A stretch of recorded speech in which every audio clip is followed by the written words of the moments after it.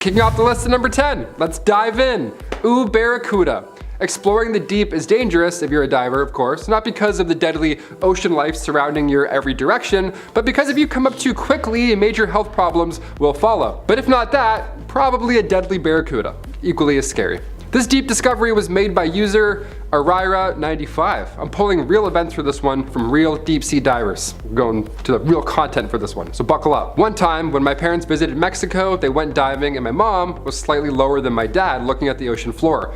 My mom had on a gold necklace that was floating in the water around her, and it was a sunny day and a fairly shallow dive at this point, so it was sparkling. My mom looked below at all the critters when my dad grabbed her and started frantically shaking her arm to get her attention. I'm sweating reading this. She looked up and a barracuda was directly in front of her, staring intently at that shiny necklace. She slowly moved up her hand to cover the necklace, and they slowly and calmly moved away from it, and it took off without bothering them anymore. But still pretty unsettling, and taught my mom to be a little more aware of her surroundings when she's diving. I mean, fair, but I mean, no one expects a barracuda. Also, if your mom wants to dive with chains on, that's pretty sick. You won't catch her slacking. Even in the depths of the sea, she's like, I'm ready. I don't care who shows up. I don't care who I bump into. Water shoes and bling. Check and check. Let's go diving. Number 9, venomous sea snakes. Last year in the deep waters off Australia's coast, of course it's Australia, always Australia, a sea snake that was once thought to be extinct has been rediscovered. How fun. He's like, psych, you thought. Just when you thought the ocean couldn't get even more dangerous, now we got new sea snakes to worry about. The short-nosed sea snake hasn't been seen in 23 years, and they would often live near Ashmore Reef. But last year, divers found one 67 meters below the surface in the twilight zone, which is pretty wild. Just lurking in the dark, just hanging out, meditating. The Australian Institute of Marine Science is responsible for this discovery, and the team calls this a second chance to protect and further understand the species. And an up-close personal encounter is brought to life from this diver. Apparently, this happens from time to time before major storms. Snakes can sense an oncoming storm, so what they try and do is latch onto something heading in the direction towards shore, so they don't have to burn energy and they can just grab onto like a barrel or something and then just, make its way there. Pretty smart. So this diver was exploring, nothing was going crazy or anything like that, and then he felt a snake wrap onto his leg because he felt a storm was coming in. The diver didn't even know that a storm was coming. The snake did, and he wrapped its snake self around his leg. As soon as I was in the shallows, it uncurled and headed up the beach where it hid under a breadfruit tree. That was from a diver named Specialist Celery. Great name, also terrifying experience. I don't like snakes in water or on land. Next, number 8. Surprise tiger shark. Yeah, not something you want to see diving in the deep. A tiger shark. A glowing shark, left shark, I don't care. I want none of the shark smoke. This deep sea discovery comes from user Stormcutter. Sick name, a little bit better of a diver name. They say, I know a guy who was out diving for crayfish and lobster by the ocean. Also, the I know a guy trick, it was totally you. Don't lie to us. Crayfish often hide under the rocks, so as he was diving, a tiger shark emerged from a cave and rammed him, breaking his arm and ribs. This guy got shucked by a shark. That's insane. He said the shark was testing him out. Yeah, I'd say. That's pretty sweet, man. I'm glad you survived, honestly. I bet you couldn't wait to tell people what happened. You're like, oh, my ribs? Yeah, I got sideswiped by a tiger shark. Yeah, he's feeling testy. You know how tiger sharks do. If you're wondering what that experience may have looked like, this is footage of a rare tiger shark in New Zealand, lurking in the deep.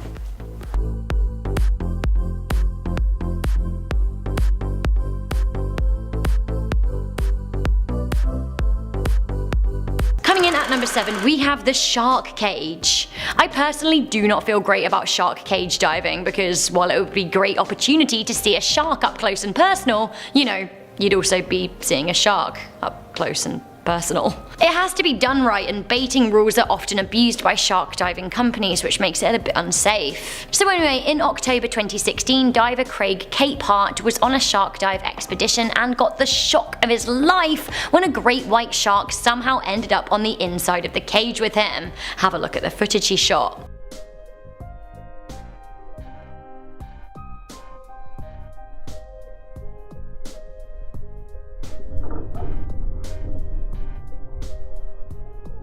Holy mackerel, that is one big mackerel. Or shark. They're all fish, right? I actually think that the shark here is like kind of cute. He's like, boop, bloop, bloop, bloop, what you doing, what you seeing? He probably doesn't understand and he just wants to know what was going on and what the people in the cage were freaking out about. But then I remember that actually, he's a shark and he literally probably wanted to eat them. Let's watch that clip again, shall we?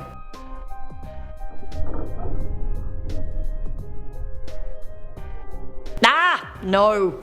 So much no. Coming into number 6, we have the Call of the Crabs.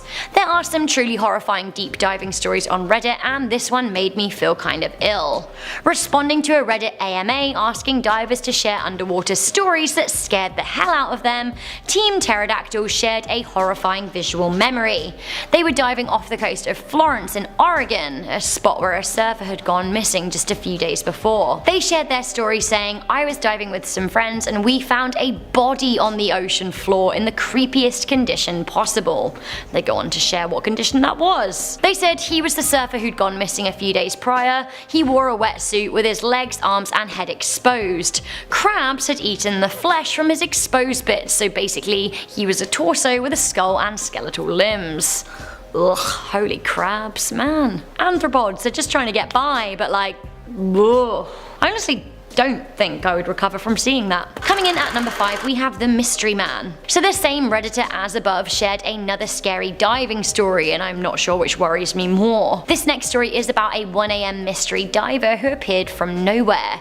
They wrote, "The creepiest dive of my life, 2 buddies of mine and I were on a night dive in the Puget Sound hunting prawns. It was around 1 AM and we were a good 100 feet deep, the pitchiest black you could imagine. We used to do this thing on night dives where we would get in a circle and turn off our lights, then stare up the water and watch the bioluminescence float around us like floating stars in watery black space. Beautiful. Only this time we turned off our lights, stirred up the water, and the water glows just enough to reveal a 4th person sitting in our circle. Oh my god, hello unexpected guest, I really don't like where this story is going." They continue by saying, "We were at a dive resort so it wasn't so odd to see another diver, only it was 1 AM, we'd seen no one else prepping a dive on the dock. He was also alone, which is odd considering the dangerous conditions of a night dive in those waters, and he had on no fins and no gloves. I don't know how he swam so well without fins and didn't get hypothermia without boots or gloves. We wore dry suits because it was so cold, but this dude was in a wetsuit with exposed skin, and we thought we saw a giant gash in one of his legs." The story continues. They say, "So the 3 of us all noticed him and we were too scared to move. I could hear my buddies panting in their regs and the guy just smiled and waved and then swam away. Honestly, sometimes people are the scariest water beasties of them all." Coming into number 4, I want you to understand how deep it really gets. Okay, so for some mid-list context, I want to show you how deep the ocean really is. It is an utter horror show. Like I said at the start of the video, we've only explored around 5% of the ocean, so to illustrate how scary it is, I want you to have a look at this from BuzzFeed. Now I'm gonna screen record this scroll-a-thon. Okay, so up here is what we see and know of the ocean. Here's the free diving world record just below. But then we get deeper, then we lose light, things get spooky, we say goodbye to mammals. Then at 6,000 meters things get pretty worrying. Ah, a ghoul, no! Then even further down at 11,000 meters we get the deepest point of the ocean. Reject, decline, no thank you, I am a landlubber forever. Or like a landlubber that likes paddling in the ocean, just like a bit. In the shark-free part though. Oh. Coming in at number 3, we have the underwater ghost. Is this a picture of the first ever underwater ghost caught on camera? Well, it doesn't look like much, but let me tell you the story. This image was taken by paranormal divers. Yes, paranormal divers, because if you believe in ghosts, why wouldn't they also exist in the sea? The dive took place in a flooded underground cavern 130 feet down, and when the team were investigating, they heard screams coming from the black water. They snapped their cameras and this is what they found. One of the dive team said, "We panned deeply and shot the black water, and the sound of this screaming voice was at the exact site of a diver death." What? They continued by saying, "To our knowledge, this is the first underwater ghost photo ever taken." I don't know guys, what do you think? Coming in at number 2, we have the shoes. So I recently did a video on our sister channel Life's Biggest Questions called "Where did the bodies from the Titanic go?" And I learned a lot of really interesting things, but also a bunch of really sad things. The first time the Titanic wreck was explored by divers was in 1986. Movie director James Cameron made a handful of trips to the wreck when researching and filming the Titanic movie in the 90s. You would imagine that deep divers would have seen some pretty macabre stuff, right?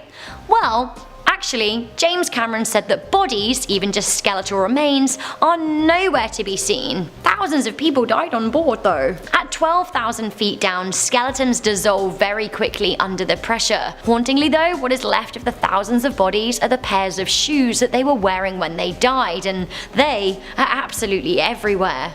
Why is this? Well, because shoes back then were treated with tannic acid, which means they're protected and less likely to dissolve in underwater conditions. Have a listen to what James Cameron had to say about it. A pair of women's shoes? Yeah.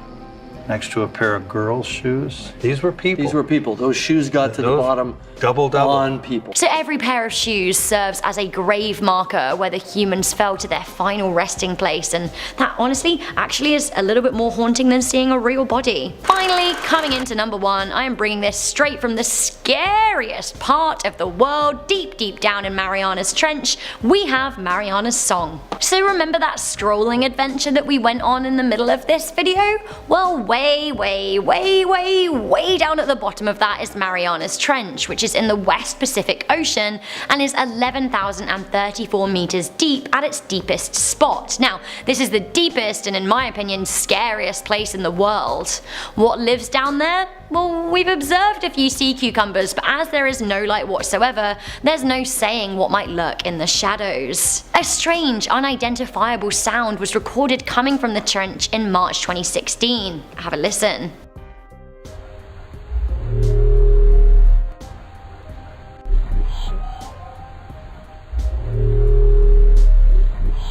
The low part is a baleen wail that sounds at 38 Hz, but the high-pitched sound is unknown. It's a whopping 8,000 Hz. What is it? Well, actually, marine biologists and scientists do not know, and it gives me the heebie-jeebies.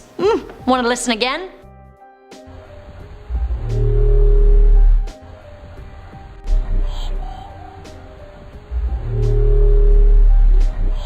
What is it? Starting us off at number 10, we have sweet wrappers. Some of you might be confused and not know what that is, and if you are one of those people, they are more commonly known as candy wrappers, or trash, or even rubbish, or even garbage. I think you get it now. Anyway, along with that other plastic bag that we talked about in the first video, candy wrappers and tons of other human garbage were found in the depths of the Marianas Trench. The deepest spot on Earth is still not untouched by humans. This is a sad discovery that scientists were not thrilled about, but it was also a huge wake-up call too. So let's continue to be careful with our trash and where we put it. The plastic bag was one thing, but when I found out that that was just the beginning of the human trash that they found down there, that was a little upsetting. So stop eating sweets and candy. I'm just kidding. I know we pretty much can't do that, but just be careful where we put our garbage.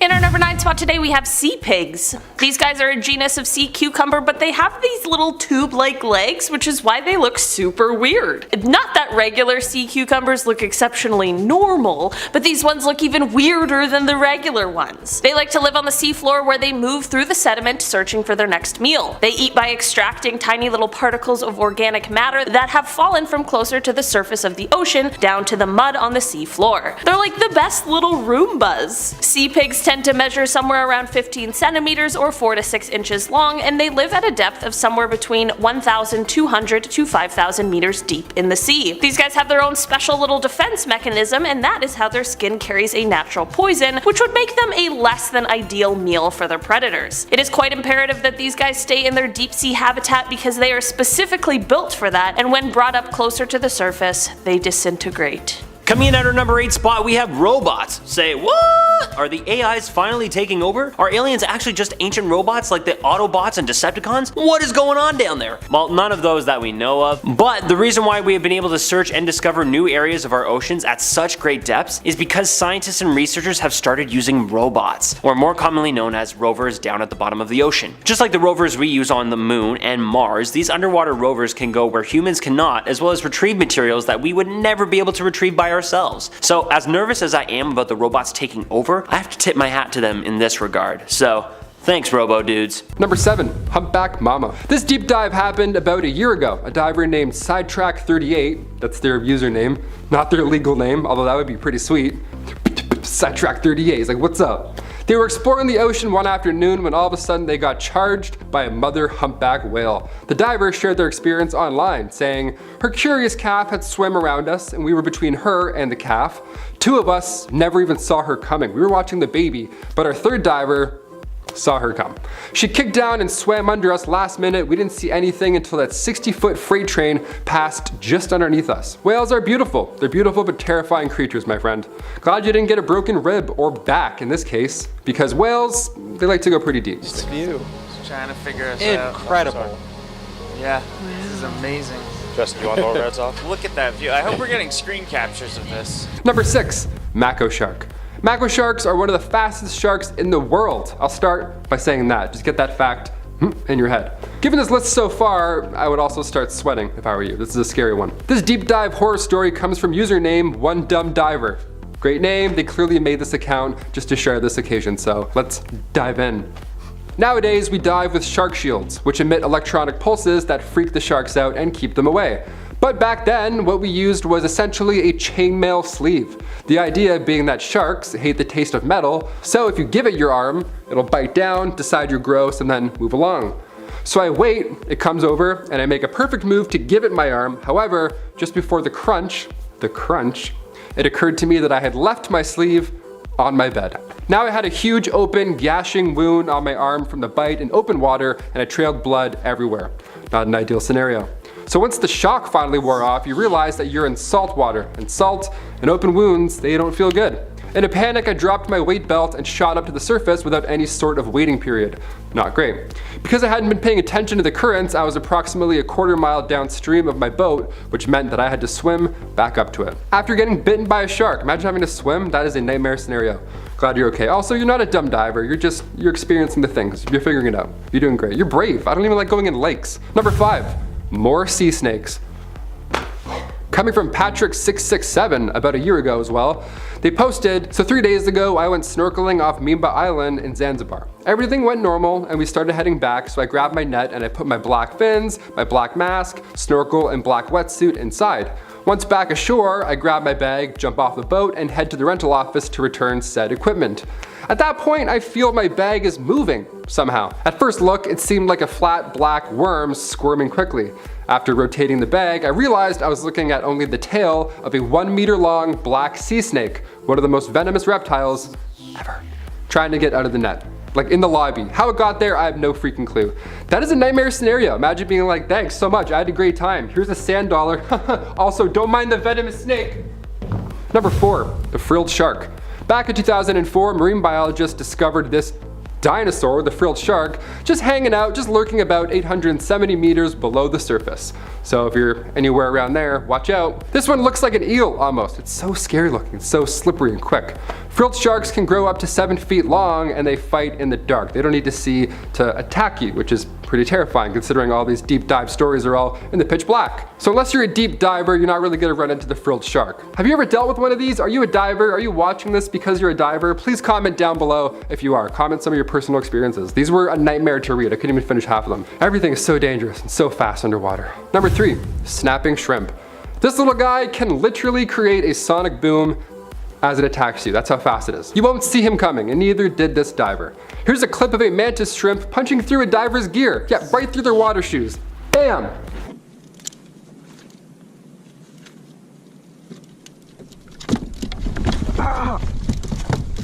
Ow! That really hurt. They're so quick. Oh my god, they're tiny, but they really hit. They're often found in coral reefs, oyster reefs. These little guys, these pistol shrimp, they hit their prey at 100 kilometers per hour. And in doing so, a large air bubble is created, and because this, Mike Tyson shrimp is so quick with the left hook, the following pop is around 200 decibels. The sound alone can stun its prey, and if they're lucky, it sometimes kills them. That's how you want to go out. You don't want to go out with one of these Superman punches to the neck. Number 2, comb stars. Ocean life is by far the scariest thing out there. We have no idea what's in our oceans. We discover some crazy shit every year. Some deep sea fish with bioluminescence are for sure aliens, while others are just natural predators that look scary. Like the comb star, for example. This guy was not in Finding Nemo. He would have been a weird addition. A comb star is a starfish that contains tetrodotoxin, which is this deadly neurotoxin that can cause paralysis. Yeah, Finding Nemo, that movie would be over in 8 minutes if this guy was there. Per every gram of comb star flesh, there's enough toxin to take out 500 mice. So if you have a mice problem, honestly, you can call one guy. It's a very specific weird call, but I know how you can do it. A little bit of tetrodotoxin. Tetrodotoxin? Tetrodotoxin, that's what it's called. And finally, coming in at number 1, the electric eel.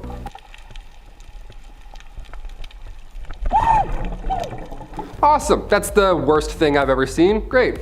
The moray eel, first of all, don't do what he just did. Don't go up to a random eel and start rubbing it like it's a genie lamp. That's not smart. It's not a Great Dane. You don't want to do that. That was the moray eel. That one can bite your fingers off in like 2 seconds. But you should never touch an eel in the first place because a lot of them are electric. Yeah, just like that MGMT song that's now stuck in our heads. As its name suggests, there's types of eels that can mess you up even if you were to get the first hit. Specifically, the newly discovered 2.5 meter Electrophorus volti, appropriately named after Alessandro Volta, aka the guy who invented the battery. This eel can release a shock up to 860 volts, which is more than 7 times the voltage of a wall plug. A swimming wall plug that gets hungry. Nice. We love nature. I'm never swimming again. Starting us off at number 10 is a plastic bag. That's right, folks. Even the deepest spot on Earth isn't free of man's worst creation ever. Single-use plastics. During one of the deepest dives ever recorded, famous underwater explorer Victor Vescovo traveled 7 miles below the ocean's surface down to the Mariana Trench. While down there, Vescovo and his crew discovered tons of new and interesting things, but not all of them were cool. He reported that he also found a plastic bag and even some candy wrappers. Down at the deepest place on Earth. So, that's cool. Folks, I don't think it's a hard concept to understand, but please don't litter. Things like plastic bags were not made to help out anyone but ourselves. These cause a great danger to our wildlife all around the world, and if we have to use these materials, just please dispose of them properly. No one else should have to put up with your trash except for the garbage man. In our number 9 spot today, we have the fact that life exists. The first time anyone ever went on a deep dive into the Mariana Trench, no one was exactly expecting to find signs of life in the extreme environment of the deep sea. So it was quite a shock when they found out it was absolutely teeming with life. Because of the lack of sunlight, or really any light, in the Mariana Trench, you won't find any plant life or algae, but there are tons of living beings, from microorganisms to scary looking fish. All of the life in the trench has had to adapt in one way or another in order to live in this environment, whether that is naturally developing pressure-proof shells, or having insane eyesight that can catch even the faintest glimmer, or having other heightened senses that can help detect prey or predators.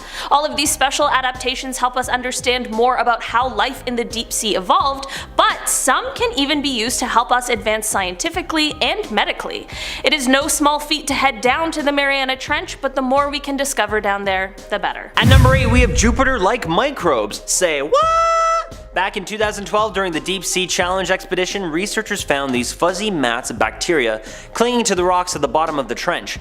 Usually one of the first things scientists look for in the harshest places on Earth are any signs of life possible. It helps them understand how life can be possible in parts of the world or even the universe that don't operate like Earth's habitable places. When scientists explored the Serena deep part of the trench with a robotic lander, they found evidence of a thriving microbial community down and around the deep sea rocks. These microbes appear to feed off of the chemicals produced with the sea when the sea floor rocks react with the water. Because they don't rely on the falling of the marine snow, it raises questions and possible hypotheses for scientists that maybe this is how some life forms exist in the farthest reach of our universe, such as Jupiter and Saturn's moons. In our number 7 spot today, we have the Hydromedusa. This fancy pants jellyfish came as quite a surprise during a robotic exploration of the Mariana Trench in 2016. What at first looked like some sort of alien spacecraft turned out to be a new unidentified species of jellyfish. At a first sight, this jelly had its tentacles splayed out as if it was ready to catch some prey. Apparently the tentacles act as a sort of netting to ensnare and then subdue their potential prey, but this jelly quickly calmed down and continued floating on by. This guy was found near the Enigma seamount at a depth of 3,700 meters. The really interesting thing about this jelly is in its bell. While the bell itself is translucent, inside are glowing red and yellow bulbs of light. The glowing bulbs of light really do give it an otherworldly appearance, and it is simply amazing to look at. At number 6, we have a retired US Navy officer? Yeah, you heard me. Victor Vescovo is a retired US Navy officer and is one of the 70 people on Earth who have earned the Explorer's Grand Slam title. After Vescovo retired from the Navy, he became a private equity investor with a humongous interest in exploring the wildest places on Earth. He has completed the 7 summits exploring the highest points on Earth from each continent, and most recently completed the 5 Deeps expedition, where he visited the 5 deepest points on Earth, one of them being, of course, the Marianas Trench. In 2019, in the expedition known as the Challenger Deep. Vescovo and his team visited the deepest point on Earth during that expedition at 11 kilometers below the ocean's surface and earned Guinness World Records for their explorations. Vescovo helped fund to hire the amazing team he had on board, as well as to build the latest high-tech submarine to reach such depths. They were at an area of ocean that is 1,000 times the pressure of the surface. Big ouch. So if you want to get deep, I suggest you take Victor Vescovo with you. Coming in at number 5 at our halfway mark, we have comb jellies. Comb jellies are one of the most beautiful creatures I've ever seen in my life, and that is mostly due to their combs. The combs I'm talking about are actually plates of fused cilia, which help these jellies propel themselves through the deep waters of the Mariana Trench like their own little boat oars. There are other creatures who also have combs, but these jellies are the largest creatures with them. Why these jellies are so beautiful is because the combs create a sort of rainbow effect because of the light being scattered in different directions because the cilia are moving. Comb jellies only have one pair of tentacles, but sometimes it appears to be more, but that is because their tentacles can branch out. These jellies don't sting, and instead their tentacles are used as a sort of fishing line to help them catch their prey. Coming in at number 4 is James Cameron. Wait, hold on a sec. Olivia, did I just say Academy Award winning director James Cameron was found at the bottom of the Marianas Trench? You did! I did! Yes, I did. That was so dumb. Oh my god, hashtag fire Dewey. Along with making one of his most famous movies ever about an old boat, it was also his lifelong dream of exploring the depths of the Marianas Trench. This guy just can't get enough of the underwater life, and honestly, I can't blame him because it looks super cool. Anyway, back in 2012, Cameron with the team of scientists visited the trench at a depth of 11 kilometers as well. Wait, isn't that the exact same depth as Victor Vescovo? Yeah, kinda. Vescovo was able to reach just a bit further than Cameron, so this time the Oscar goes to Victor. Sorry, Jimbo. But Cameron also helped design a 24 underwater submersible sub called the Deep Sea Challenger in the shape of Titanic. Just kidding, that would be insensitive. The windows on the sub were 9.5 inches thick, so they could withstand the immense pressure. While down there, they discovered 68 new species, mostly of bacteria, but also a couple invertebrates as well. So there you go. James Cameron is just not a one-trick pony. In our number 3 spot today, we have the barrel eye. I can talk about creatures that look otherworldly all day, and while the Mariana Trench is full of them, the barrel eye is definitely nearing the top of that list. These guys are also known as spookfish, and they have these large, protruding, telescopic eyes that are enclosed in a transparent dome of soft tissue. That was a long way of saying they have a see-through head, and it is so weird to look at. These guys can't be taken out of their deep sea environment because they are unable to withstand the change in pressure, so for a while after their initial discovery, the only way people who had seen them in the deep sea could show anyone else what they looked like was through drawings. Imagine trying to tell someone that you found a fish with a see-through head, but you have no evidence to prove it. These guys are usually found motionless, just kind of floating in one spot, as they don't tend to move around a bunch, at a depth of around 600 to 800 meters in the ocean. Coming in at our number 2 spot is the unknown. There is still plenty of unknown left in the Marianas Trench. Countless people have now explored down there, but the water is just above freezing and it is extremely dark, and the pressure is an immense 8 tons per square inch. Holy burst eardrums, Batman! With all the tech that we have today, we are still doing all that we can to find new ways of exploring the ocean depths for longer and with more visibility. It's hard to say just how much we have really uncovered when we can only go down there for so long and with just our little rovers, subs, flashlights, and Hollywood directors. Either way, I can't wait to see where scientists take us on this next one, and who knows, maybe one day I will get my confirmed sea monster that I've been waiting for my entire freaking life. In our number 1 spot today, we have the predatory tunicate. The predatory tunicate is like the Venus flytrap of the deep sea. These guys are one of the most unique creatures I've ever learned about personally, because I don't know any other animal that is like them. They start out life kind of like tadpoles, and then they swim until they find their perfect spot, either along a canyon wall or on the sea floor. Once they've found their spot, they plant themselves in place using a natural adhesive that they produce. Once planted, they will undergo a huge change, and this is where they will stay for the rest of their lives. They're super picky about where exactly they make their homes because it will be where they stay, and because they need to make sure that both the chemicals in the water in that area as well as the temperature of the water is just right. Like the 3 little bears of the deep sea. Unfortunately, if these guys get moved from the location they choose to make their home, they will die, so it is imperative that they are left alone. They basically wait for food to drift on by, and like a Venus flytrap, when they get their meal, their mouths will snap shut until they're done digesting. The predatory tunicate is a point of study in the medical world because they actually have been known to help with some more serious medical conditions, which is always an incredible thing. Coming in at number 10, we have the Thai boys and the curse of the princess. In Thailand, there is a goddess by the name of Jiao Mei Nang Non, which translates as reclining princess. This spirit is said to inhabit the cave and mountainside of Tam Luang. This is the exact spot, the cave where the Thai boys got stuck in June 2018, making headlines. Basically, 12 boys aged between 11 and 16, all part of the Mupao Wild Boars football team, went to a cave with loads of snacks and a football and were planning on celebrating a birthday. Oddly, an unexpected torrential downpour flooded the cave and the boys were trapped inside. Their coach went to look for them and also got trapped too. Now locals began thinking that the boys had been trapped at the whim of the princess spirit. Legend has it that once upon a time a beautiful princess fell in love with a stable boy, and knowing that their love was forbidden, they ran away together. They hid out in the exact cave. When they heard that her father and his army were searching, that's when they took to the cave. Sadly though, the boy was caught and killed when he went out to find them food. When the princess found out, she stabbed herself and bled out in the cave, which is now said where her blood flows as water.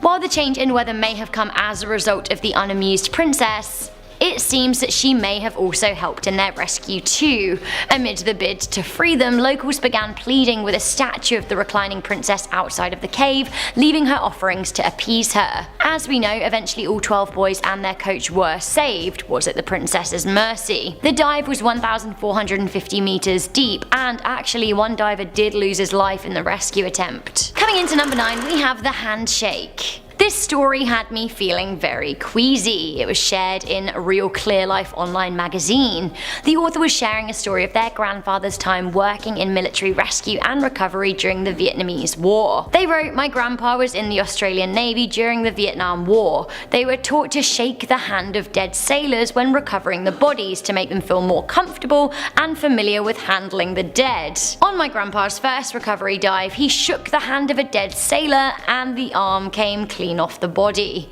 He had to keep his cool and bring the body back up, but still that's pretty messed up. Honestly, that is truly the stuff of nightmares. If people know that hands and arms can break off, why would they get them to shake them? Like, no. Coming into number 8, we have The Bends. A great Radiohead song, but a horrifying diving reality. The bends are a very real and very terrifying part of diving. Diving down to deep ocean depths puts incredible pressure on the body, and if you resurface too quickly, you can get decompression sickness, also known as the bends. Now this can, in worst case scenarios, lead to paralysis and death. It is a tale as old as time with divers, and even now experienced people, professionals, are still dying. All it takes is some bad calculations. In 2009, a National Geographic diver was photographing a shipwreck in Greece. Now some say he contracted the bends as part of a ghoulish curse. The ship that he was photographing was the Titanic's sister ship, the Britannic, which sank in 1916 after hitting a mine. 30 people died.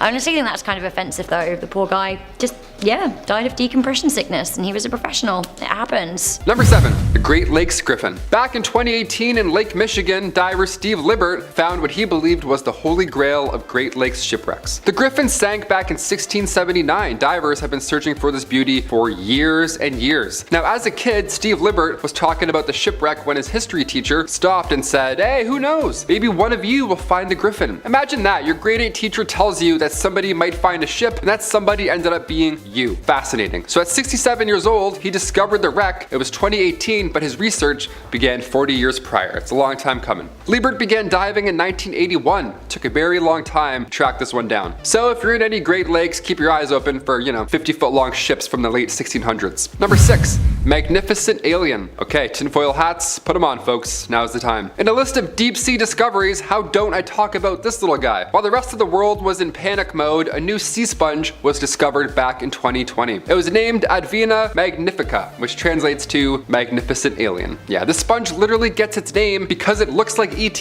And to be fair, it looks like an alien. It looks like a literal extraterrestrial. An ROV found this sample over 6,000 feet deep in the Pacific Ocean. They found it in what they called a forest of weird, which is a cool nickname, I guess. Cristiana Castello Branco, the researcher who found this deep sea squishy, explains the discovery in an NOAA interview, saying that all these organisms are intricately connected. By documenting and describing marine diversity, we are building a better understanding of life and the impact of humans on Earth. In this case, in the ocean. End quote. This little guy could be the key to humanity's survival. I feel it. He looks confident, doesn't he? He looks like he knows what's up. Number 5.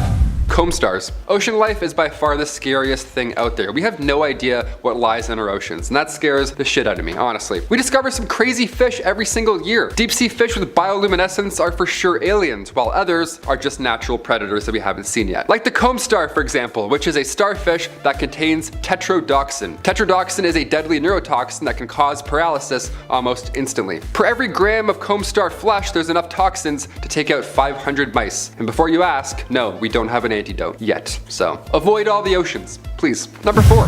Toxic waste. We mentioned in this list a 900-year-old Crusader sword. That was a good time, but not all discoveries are the most amazing, okay? Many deep sea ROV trips are not ideal. We don't want to discover what's going on down there. We don't want to know. We don't always find a mammoth tusk or a glow-in-the-dark shark. Sometimes we find this. Sometimes we find barrels of waste. This dump site here was discovered off the coast of LA, 3,000 feet deep. ROVs found around 27,000 barrels of toxic waste. Yeah, the 2021 discovery was deemed staggering. I'll definitely agree with that one. You can literally see this aura of toxic waste coming from all these spots. It's brutal, this is horrible. No fish in sight, wonder why. Number 3. The deepest shipwreck. The USS Johnston was a US Navy destroyer which sank during the Battle of Samar in 1944. It sank after a battle with a large fleet of Japanese warships. Victor Vescovo, who is one of the few people who has made the dive into the Marianas Trench, was one of the people who first stumbled upon the remains of said sunken warship. The ship's remains were first found in 2019 and was known as the deepest known shipwreck as it was found 6,456 meters deep in the Philippine Sea in the Pacific Ocean. We now have a new record holder, believe it or not. The world's deepest shipwreck was discovered 4 miles underwater in the Philippines. The US destroyer sunk during World War II and it sits at the depth of 22,916 feet. The USS Samuel B. Roberts, or the Sammy B, probably won't be beat record-wise. This is extremely rare and so deep. I can't even fathom how deep this is. Number 2. Mayan caves. Back in 2018, a diver was exploring flooded caves in Mexico's Yucatan Peninsula. They were diving around and saw this peculiar opening, so they just had to check it out, right? The divers accidentally discovered one of the largest underwater cave systems in the world. That ought to be fun. It's better than a sword, I guess. A team of divers then explored many kilometers of Mayan history. Bones everywhere, a lot of bones. National Geographic, of course, got involved and explains that these skulls, given the amount found, were more than likely involved in some sort of ancient sacrifice. Yeah, they found an ancient burial site underwater. See ya, I'd go right back up so fast. Many elongated skulls were found, suggesting that the ancient Mayans were up to something a little darker last time these caves were occupied. If curses are real, there's probably a few in here, so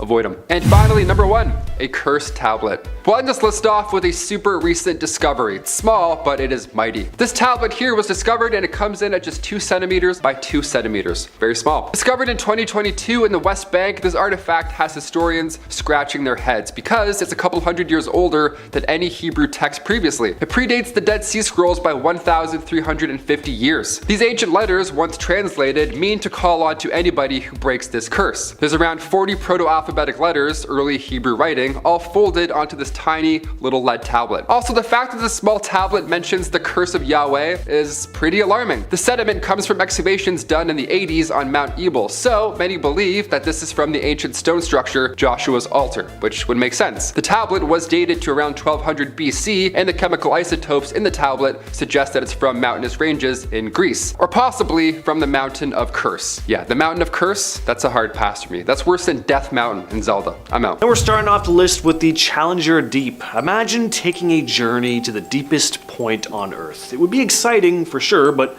undeniably terrifying at the same time. The Challenger Deep is the deepest known point of the seabed of Earth. This extreme abyss lies at the southern end of the Mariana Trench in the western Pacific Ocean. James Cameron didn't just stick to directing blockbusters. He's a deep sea enthusiast as well. In 2012, he climbed into a specially designed submersible called the Deep Sea Challenger and descended about 36,000 feet, reaching the Challenger Deep, which is deeper than Mount Everest is tall. There's a handful of others who've dared to explore this mysterious abyss. Victor Vescovo, a Texan adventurer and businessman, went deeper in 2019. His submersible, the Limiting Factor, touched the ocean floor at a whopping 36,070 feet, breaking records. So right, it's deep, but what's down there? All sorts of weird and wonderful creatures, and some of them have never been seen anywhere else on Earth. Deep sea divers have also discovered microorganisms that thrive in the extreme conditions of the deep where sunlight can't penetrate. They survive in total darkness and under intense pressure. Organisms like this are pretty cool to discover too, because it makes us really question what the true limits of life are and the potential for extraterrestrial life in the universe that may thrive in environments we never thought living matter could. Number 9, humanoid creatures. So the year is 1982, and Russian military divers are conducting routine training exercises in the deep, dark waters of Lake Baikal, the world's deepest freshwater lake. These divers reported encountering something they couldn't wrap their heads around. Humanoid creatures. Survivors stated the beings were about 9 feet tall with humanoid features and silvery scales or suits covering their bodies. Some even say they had large, unblinking eyes that emitted an eerie glow. Now, the official stance is predictably hush hush. The Soviet government supposedly classified any information related to this incident, which of course just turned cryptid and UFO enthusiast cranks even more. What makes a possible extraterrestrial or mythical creature sighting more plausible than a government cover-up? And at number 8, we have a story posted to Reddit by user Digestive's Rule. This was in response to a thread asking divers what the creepiest thing they'd experienced while diving was. Digestive's Rule wrote, "I'm a commercial diver and was once on a job cleaning a portable water reservoir. I'd been in other reservoirs before, but this one was by far the biggest, at 40 by 80 meters. To get in, you had to open a hatch in the ground. The whole reservoir was underground, and climb down a ladder. The hatch was in a corner, so when you were in the far corner of the reservoir, it was completely pitch black, and you just had to hope your light didn't go out. I was about halfway through a 3-hour dive when the batteries in my torch started going flat. I watched the beam get narrower and dimmer until it cut out completely. It's not a huge problem if you lose light, as you can just follow your umbilical back to the hatch. Just as I started walking back, some obnoxiously loud banging started somewhere in the reservoir. I was the only diver in there, so it both confused and scared the out of me. Needless to say, I ran back to the hatch as fast as I could. I ended up getting my torch changed out and doing another hour in the water, but I didn't hear the noise again. I still have no idea what it was, but the combination of my torch going out and loud banging coming from somewhere gave me a hell of a fright. In our number 7 spot today, we have the Daikoku Seamount. This seamount is located within the Mariana Arc and was fairly recently found to be hydrothermally active. So basically, it is a functioning underwater volcano, which is super cool. That is not even the cool and unexpected discovery I want to talk about today. During the submarine Ring of Fire expedition in 2006, it was realized that this seamount happens to also feature a pool of liquid sulfur. That might not seem like the most amazing thing, but it is definitely very cool. Firstly, the way it looks is absolutely insane because it has gases rising off of it which appear as smoke, but like smoke underwater. I don't know the science behind it, but all I know is that it looks like nothing I've ever seen before. The next reason why this is super cool is because of the fact that this is almost never seen here on Earth, and the only other time we found a comparable pool of sulfur to this one has been on Jupiter's moon Io. At number 6, we have the Mariana snailfish. At 8,143 meters below the surface, scientists discovered a new kind of fish they call the Mariana snailfish. This is a white translucent fish that has broad wing-like fins and an eel-like tail and slowly glides near the bottom of the ocean floor. You can also see its liver from the outside of its body. Ew. While this is the deepest they have ever found an actual fish, researchers don't believe there is much more swimming below that. The amount of pressure is so high that they don't believe any fish is chemically able to withstand the destabilizing effects of its proteins at the depth. So the Mariana snailfish may just be the deepest dwelling fish on the entire planet, which I'm sure we are all hoping for some large, weird, space-looking like deep sea monster, but for now we will just have to settle for a snailfish. It's okay, little guy, I still love ya. In our number 5 spot today, we have human mercury pollution. It was once believed that methyl mercury was mostly produced in the top few hundred meters of the ocean, which would have limited the mercury bioaccumulation because it was thought that the fish who make their home in the deep sea would have a very limited opportunity to ingest the methyl mercury. But a recent discovery has shown that this is just not true. According to 2 separate studies which were presented at the Goldschmidt Geochemistry Conference, there is clear evidence of the presence of both man-made and natural methyl mercury, which is quite toxic. This means that since this is spreading to the absolute depths of the Mariana Trench, the pollution is turning out to be much more widespread than what was once thought. They know that it is coming from the mercury in the upper ocean because of some sort of isotope evidence. The reason this discovery is important is because when mercury reaches the depths of the sea, it is turned into methyl mercury, the super toxic one, by tiny microbes. From there it gets eaten by small crustaceans, who then get eaten by fish, who then get eaten by bigger fish, and so on and so forth, and then it gets into our food web, which is dangerous for both humans and animals. It is unclear exactly what is going to happen with this information, but I guess it's good to have the whole picture in order to make the best, most educated decisions. At number 4, we have Urethane plasticus. As we learned earlier, the Mariana Trench has not gone untouched by plastics. Well, back in 2014, scientists discovered a new species at 6,900 meters below, and the tiny crustacean was found to already have ingested some of Earth's plastic.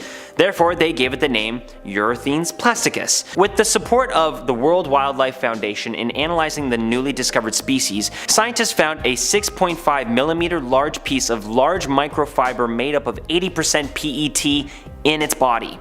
PET is a substance found in a variety of commonly used household items such as water bottles and workout clothes. Now, it's also found in deep sea wildlife, so much that we're naming deep sea creatures after plastics. This one is alarming because in the deepest parts of our planet that we know the least about, even less than space, we're still finding humans making their mark before humans even get there themselves. Yikes. Let's hope we don't have to start naming species Rubberus americanus or even Coca-Cola soft drinkus. In our number 3 spot today, we have ocean sediment. Okay, there's sediment in all of our oceans, so this one definitely doesn't seem like it should be on this list, but the Mariana Trench sediment is unique because of its extreme depth. While there are of course large fish who eat other fish, what do the small fish and living creatures who don't eat other fish eat? Since there's no plants, that is why researchers collected samples of the sediment that lays on the floor of the Mariana Trench, to see what it is made out of, to see what the heck these guys are eating. As it turns out, if the organisms aren't eating chemicals, they're eating the leftovers from the fish that live closer to the surface of the ocean. These leftovers float down to the deepest, darkest parts of the ocean, which is referred to as sea snow, and that is what becomes the meal for the smallest creatures living in the trench. Kind of gross when you think about it, but I'm happy for them. Coming in at number 2, we have scalding hot water. That's right, just like Katy Perry, the Marianas Trench is hot and cold. At the deepest spot on Earth where basically no sunlight can get through, you would expect that the water was extremely cold, right? Wrong. Well, okay, maybe kind of right. The water usually stays between 34 to 39 degrees Fahrenheit, but also wrong. The water at the bottom of the Mariana Trench can also get scalding hot. At the bottom of the Mariana Trench, there are many different hydrothermal vents, and the water that erupts out of these vents can reach temperatures of 700 degrees Fahrenheit, which is enough to scald anyone swimming down there. But fortunately, the pressure is way too high for anyone to actually swim down there, so that won't be happening anytime soon. That being said, for those that decide to dive deep down there, make sure that the deep sea sub you're in is not only pressurized, but also has an AC, because you don't want to cook like a boiled lobster. In our number 1 spot today, we have giant amphipods. I will never not be fascinated by these things, so here we are again with more giant amphipod facts. Amphipods are little crustaceans that can be found in most waters on Earth, and they're kinda like shrimp. The Mariana Trench variety are absolutely shocking compared to the amphipods we are used to, and that is because they are like the Shaquille O'Neal of shrimps. They're huge! These guys can be found 35,797 feet or 10,911 meters deep in the trench, and while most amphipods are like 2 to 3 centimeters or about an inch long, these guys are a whopping 34 4 centimeters or just over 13 inches long. Like, what? A scientist explained that the discovery is a bit like finding a foot-long cockroach, and I have to say that the surprise may be the same, but I would rather find a huge shrimp than a huge cockroach any day. Before the discovery of these guys, researchers didn't even know that amphipods could grow this large, so it's safe to say that they certainly were not expecting this discovery. Number 10. Yellow Brick Road. Deep sea divers may have found the road to Atlantis this year. Yeah, this is a good one. May 2022, this bizarre path was spotted in the Pacific Ocean after an exploration vessel, Nautilus, caught the rocky formation next to Hawaii. The exploration team said in a recent interview with WeOn News that our corps of exploration have witnessed incredible and unique, fascinating geological formations while diving on the Lili-Ukulani Ridge. The 90-degree fractures are most likely the result of eruptions from long ago. But volcanic activity, it's not a yellow brick road after all, but it is cool to look at. This area of the ocean is the largest fully protected conservation area in the world, and this explains why. Literally, there's Wizard of Oz stuff happening below. No one wants to tell us anything. Covering more than 580,000 square miles. So far, we've only discovered 3% of the seafloor, so I'm sure there's many more discoveries coming our way. Number 9.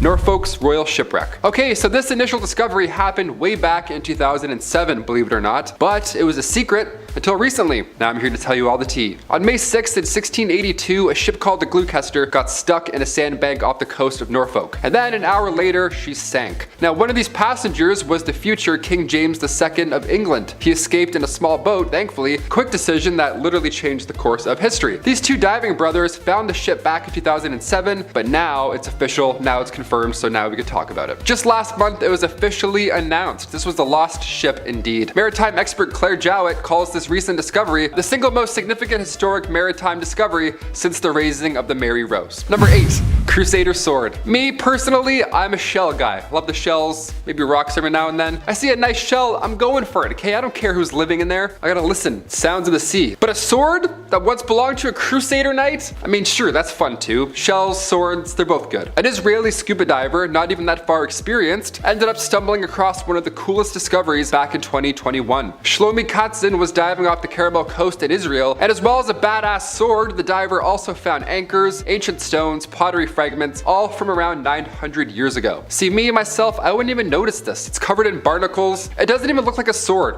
other than the shape, maybe the odd shape of a sword, that's it. That's a great find. No submerged curses, no Mayan ruins, just a nice cool sword. We love that. Now let us turn our attention to the elusive giant squid. So for the longest time, these colossal creatures were thought of in the same way the Loch Ness Monster is, simply rumored to exist, but rarely seen and often dismissed as seafaring folklore. The big breakthrough in the giant squid saga came in 2004, when researchers and a Japanese film crew managed to capture the first images of a living giant squid in its natural habitat. I cannot imagine the excitement. They basically stumbled on a real-life sea monster. The series of images were a game changer, proving that these creatures weren't just the stuff of sailors' tall tales. Then in 2012, another significant moment occurred when scientists managed to capture giant squid footage for the first time in its natural habitat. This time, submersibles were used to spot the creature. So what makes giant squids so fascinating, other than how elusive they are? Well, they're colossal. Some individuals can reach lengths